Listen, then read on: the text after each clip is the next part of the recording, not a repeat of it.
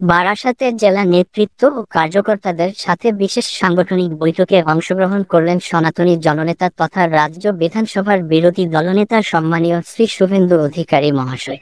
আপনাদের নয় এটা, না আপনি বসবেন, আপনাদের নয় বিষয়টা, বুঝেছি এটা পার্টির বিষয়।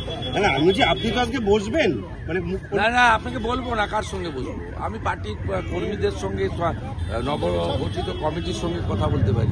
কিন্তু দিকে দিকে এই যে সমস্ত শাসক দলে বিএলএরা কাজ করছেন তারা কোথাও কোথাও ভয় দেখাচ্ছেন বা বিভিন্ন রকমের হুমকির প্রসঙ্গ চলে আসছে, সরকারি অফিসাররা ঠিকঠাক করে কাজ করতে এখনো শুরু হয়নি বিএলএদের কাজ। এসআইআর যখন ঘোষণা হবে, আজকে বড় মিটিং আছে দিল্লিতে, সবাই জানেন, সিওদের নিয়ে। যখন এসআইআর এর গাইডলাইন বেরোবে, বিএলএ 2দের কাজ শুরু হবে, সেখানে হবে। এখানে তো সবাই আক্রান্ত হয়।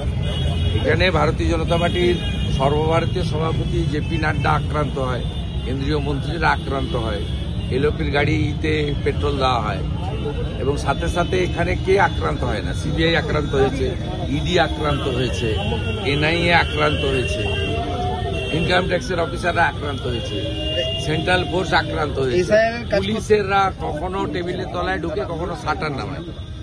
আক্রান্তটা কে হয়নি?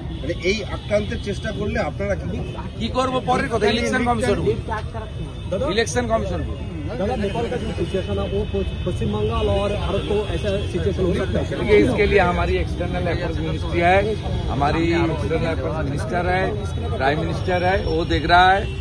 इसमें हम लोग का टिप्पणी करने का कोई जरूरत नहीं है। नेपाल সীমান্তে পশ্চিমবঙ্গের যে জেলা রয়েছে, नेपाल সীমান্তে সেই সব জেলার মানুষের জন্য কি বলবেন? আমাদের ভারতবর্ষে খুব শক্তিশালী গণতান্ত্রিক একটি ব্যবস্থা আছে, পৃথিবীর সর্ববৃহৎ গণতান্ত্রিক ব্যবস্থা, এবং অত্যন্ত শক্তিশালী প্রধানমন্ত্রী আছেন যার জনপ্রিয়তা বিশ্বে 1 নম্বর, এবং জয়শঙ্করজির মতো একজন এমিনেন্ট অত্যন্ত দক্ষ পররাষ্ট্রমন্ত্রী আছে।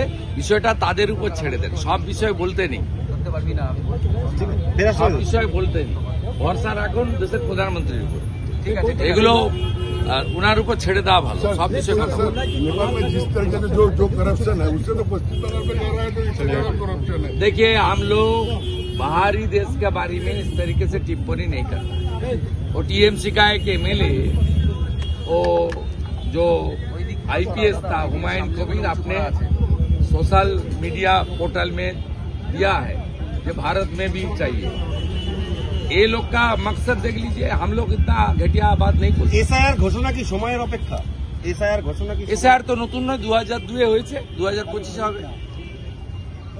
মানে এই যেটা নিয়ে তৃণমূল বারবার বিরোধিতা করে আসছে, এবার এই রাজ্যে তৃণমূল বিরোধিতাও করে, আবার বিএলএ 2 লিস্টও জমা দেয়।